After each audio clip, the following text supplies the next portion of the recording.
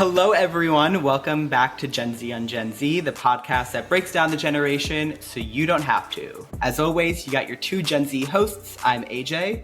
And I'm Lilia. And we know we say this before every episode, but this one we're especially excited to get into because it's all about pride, and more specifically, what marketers have been getting wrong about pride and how your brand can do it correctly. And we're going to cut right to the chase. So the thing that marketers oftentimes get wrong about pride is not recognizing that queer acknowledgement and celebration does not end on June 30th. As many marketers see pride as something that just exists within the month of June, the best approach to Pride Month is really continuing to speak to and connect with the LGBTQ plus community beyond the month of June for year-round engagement with the community. As a spoiler alert, I'm gay and I exist outside of the month of June. The whole community exists outside of the month of June. So it's imperative that brands recognize that and find these not only just moments, but this prolonged dedication to fostering a relationship with the queer community in everything that you do on social, IRL, the list goes on and on. And the brands that do get it right and do establish these deep-rooted connections with the queer community year-round are the ones that are seeing a more engaged, loyal fan base. They're seeing more sales. They're seeing more success. So we're going to break that all down for you today. Yeah. And these are often the brands too that they have a stronger brand loyalty in general. And they're also the brands that people are not going to be ridiculing or criticizing for being inauthentic during Pride Month, because these brands have been doing the work throughout the entire year. So when they're posting their rainbow logo, it's not going to be seen as inauthentic. It's not going to be seen as performative, because they, again, are the ones that have put in the time and effort to support the LGBTQ plus community. And those are also the brands that recognize this community as more than just an acronym. Too many times we see brands just look at the community as LGBT, which is a very antiquated way of looking at how this community has grown and developed over the last few decades. And this is something that Gen Z really wants to see from brands. They want brands to have this kind of more well-rounded approach and well-rounded perception of this community. In fact, we see that according to GLAAD, Gen Z is 1.5 times more likely to believe that advertisers are not doing enough to appropriately represent the LGBTQIA plus community within their ads.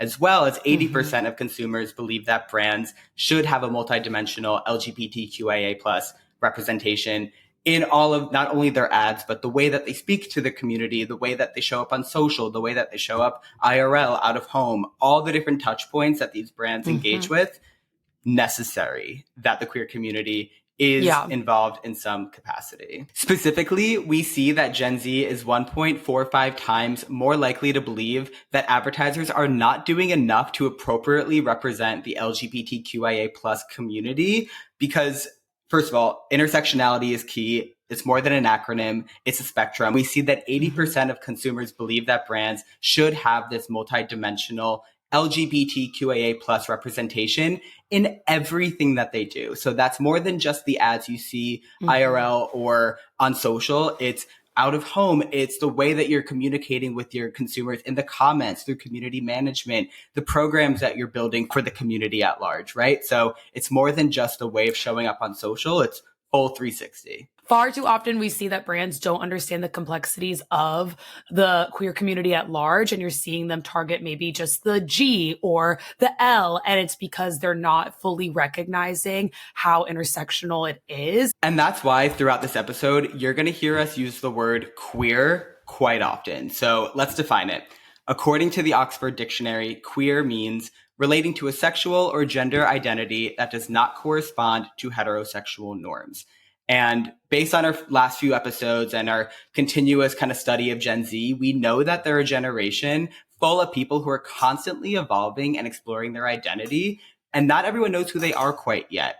Hence their preference of being labeled queer. And that's why it's so important for brands to lead with grace, because oftentimes we see so many campaigns during Pride that are like, be proud of who you are, and really flashy, bright, etc., which is great for the people that are very comfortable in who they are. But it does, on the flip side of things, alienate a whole community of people within the LGBTQIA plus community that don't really feel super confident, or they don't really know who they are quite yet. So it's a tricky line to draw. To your point, AJ, it is almost that underlying feeling that so many people have, especially young people, the people that we're speaking to as marketers, they're not really sure how to celebrate Pride because they're not really sure where they stand. And so we have to be sure that we're not just speaking in terms, again, of that celebration during Pride Month, but again, having this empathetic, forward way of communicating with the queer community throughout the year. Because building a year-round relationship with your queer audience contributes to that deeper brand loyalty, like we mentioned, but it's going to shift those very noticeable and positive ways of cultural connectedness that will also result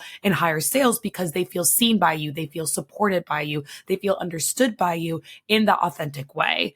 And just to caveat, this episode is not by any means to tell you what to do / to avoid, because we're going to walk through the context around queer Gen Z culture, also known as the stuff that you wouldn't be able to fully find in your hefty research reports. It's also very important to note, we want to make sure that this is very clearly communicated with you all. This episode is not meant to tell you what to do and what to avoid during Pride Month, because what we're going to do here in this episode is we're going to walk through the context around queer Gen Z culture, also known as the stuff that you really wouldn't be able to find in your hefty research reports. That's the whole point of this podcast, right? It's really to give you a different lens to look through this history and this really rich culture that we're speaking to right now. With that, I think we should just jump straight into it. I think the headline here is that queer culture is culture. Period.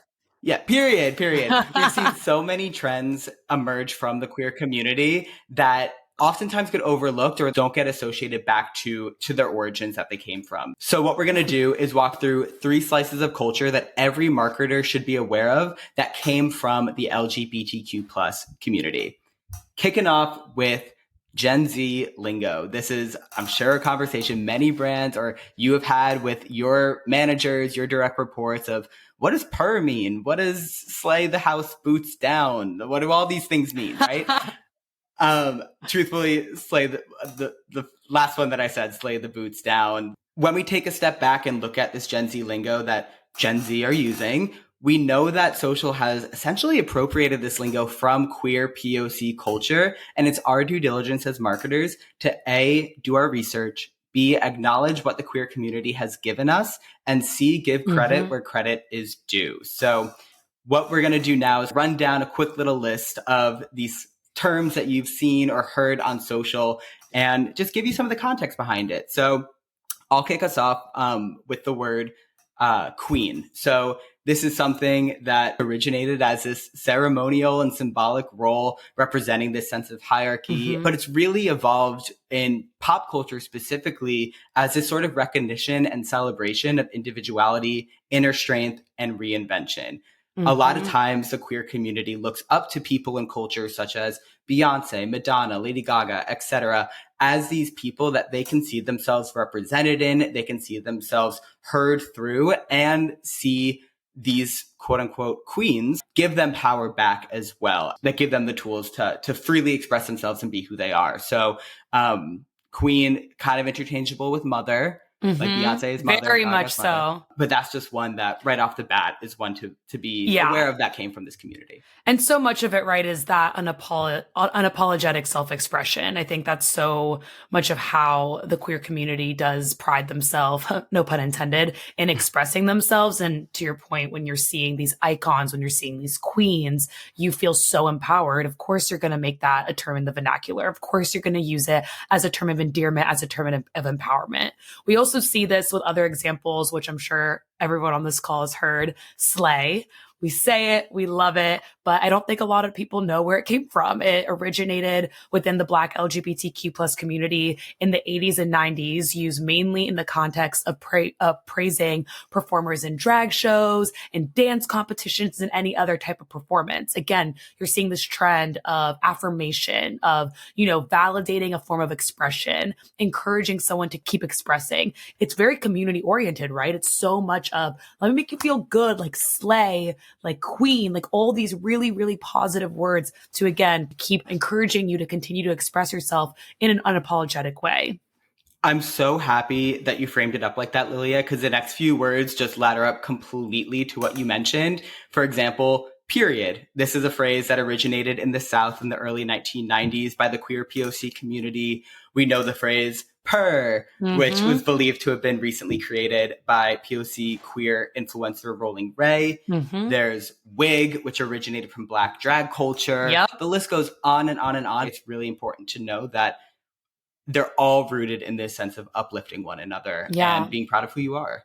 It's so true. And I think, again, that's kind of the thesis, right? It's all about empowerment and it's all about unapologetic self-expression. And we also see this come through with social trends. So we just talked through the lingo, the words, the vernacular, and now moving on to where a lot of social trends come from. Because more often than not, if something is trending, whether it's a sound on your For You page or a song or a dance, it has come from queer culture. And more specifically, it has come from the POC queer community. That's, again, something we really want to convey in this episode is you might be moving through the motions in your day to day and you're sharing a trend that you want your brand to activate on and you're posting it, but you're not really understanding where this came from. And again, because of the empowerment angle and because of the celebration, a lot of these trends gain traction because it makes people feel good. It's joyful. It's uplifting.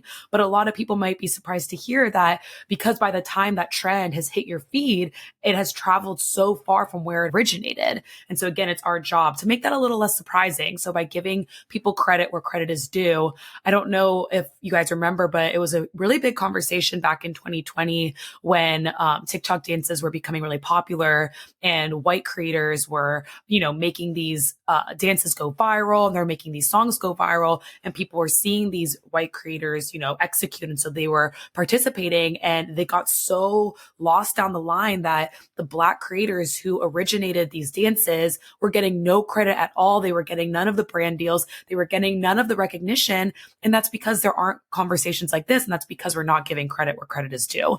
So again, social trends more often than not from the queer community and especially the POC queer community. So we should always ground ourselves in that when we're sharing trends, reposting them, and just knowing where things came from. Totally. And in the same vein, I think there's social trends, but then there's also popular culture outside of the TikTok feed or the conversations that blend into the feed, right? So these conversations are more often than not driven by queer people of color, queer people in general, and their POVs. So you can think about Bravo, the Kardashians, pop music is a major one, award shows, Stan Twitter, kind of the list goes on because the queer community sees themselves reflected in the people in these spaces and gives you the validation or gives you kind of like the, like people like me are really successful. Between Gen Z lingo, social trends, and popular culture, we'd be remiss if we did not mention that queer culture is really at the heart of all of these things that brands are keeping their eyes on. They're the things that they're constantly scrubbing on social to be a part of the trend, be a part of the conversation. It was a conversation started by queer people. Exactly. They are the ones driving it. They are the ones resharing it. They're the ones also, to your point, giving such unique perspectives. And that really is a great segue onto our next section, which is why it's so important to integrate conversations around queerness throughout the year. So like we mentioned earlier, young consumers are looking for this. They crave it. Younger consumers place a higher importance than older generations on LGBTQ plus representation and gender identity. According to Numerator, 45% of Gen Z and 40% of millennials feel this way. This is how much they want the importance. That is almost half. That is so much. And that's huge.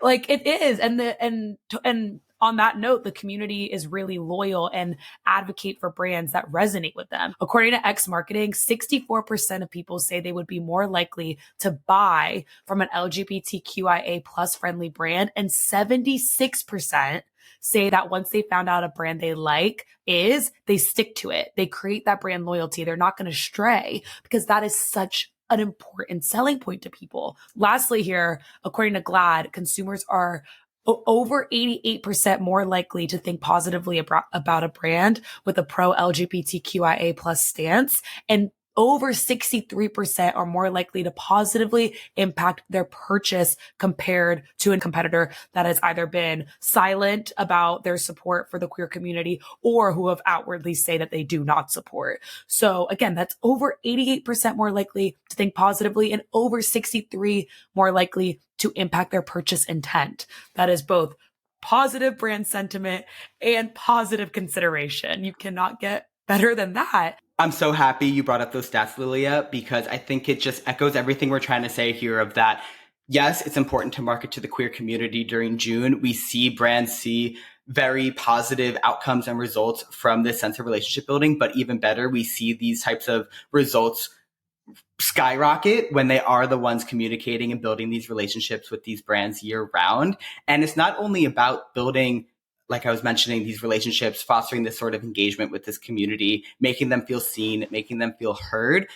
But if we know that this oftentimes results in sales, to me, it's a no-brainer that a brand would want to continue to authentically, communicate with these, engage with these consumers, because it has a really mutually beneficial effect on both the brand and the queer community, queer consumer that you are trying to reach throughout the year. And that brings us to our brand takeaways for this episode. We got 3 coming in hot. If you're going to walk away with anything from this episode, definitely keep tuning in. But the net here is that your audience can smell inauthenticity from a mile away. They want to see real care and real investment, and they are going to loudly support you from the rooftops. They're going to show up for your brand if they feel represented, if they feel like your brand authentically cares for them and wants to foster this relationship with them, versus just talking the talk during the month of June. They want to see this year-round engagement. So that brings us to our first key takeaway, that brands should never tell people who they are. Brands should ensure that whoever their audience is, it's reflected in their marketing. Like we said, Gen Z is on a constant journey of figuring themselves out. So the best thing that a brand can do is just support them along the way.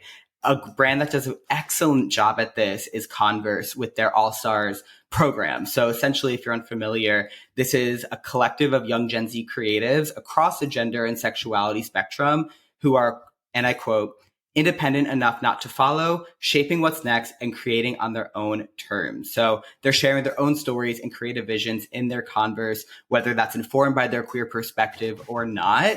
This program that's performed by Converse just does an excellent job of giving them the mic and letting them do their thing. Converse is there to support, and they're going to support them on their creative journey. And again, not just in the month of June, which I just adore. Love that example. Our second takeaway here is to hire a diverse team. This is so important to all the hiring managers on the call, to anyone with the power to build a team.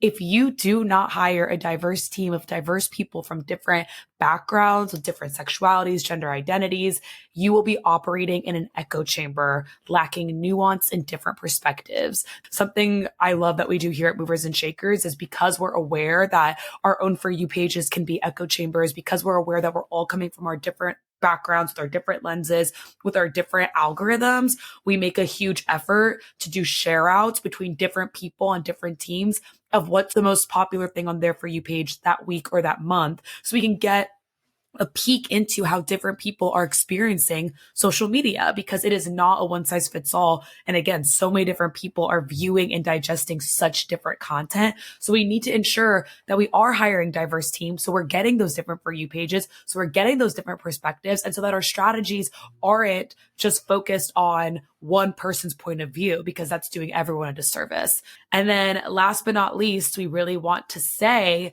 learn, unlearn, and be okay with getting it wrong. This comes with anything, right? This shouldn't feel shameful, as it's an ongoing learning process, especially if you're not a member of the queer community. There are things that you don't know because you weren't brought up knowing it and you weren't exposed as other people were. But it's being able to take it with stride, being open to learning and unlearning, because that's honestly going to create the best sense of community. A really great brand example of this is from Billy, the woman hair care brand. They did a Pride campaign, unlearning and learning in a modern context. They basically took classic fairy tales and put a new queer spin on everything and retold these fairy tales in modern ways, showing people with different gender identities, with different sexualities, from different cultural backgrounds, from different races. And they really made a campaign that just showed how these things change over time, how our knowledge on things change over time. And this should be shown within the marketing we're doing. And I love that they actually explicitly said that. They explicitly created visuals that took you from what once was to what is now. And that's just a beautiful representation of what we're saying, right? Things are going to change. Knowledge is going to be learned, but you have to be open to it and you have to be okay with getting it wrong sometimes in order to get it right. Literally Amazing. couldn't have said it better myself. That was awesome, Lilia. Thanks, AJ. Got you, girl. So that wraps up today's episode, all about not necessarily pride, but what marketers should do to consistently engage the LGBTQ plus community year round. And with that, we're so happy that you tuned in. New episodes for Gen Z on Gen Z come out every first Tuesday of every month. And as always, you can email Gen Z on Gen Z at Movers+Shakers.co for any topic suggestions or just questions, or if you want to kiki with us, go for it. Please and thank you. Thanks, guys. Thanks, everyone.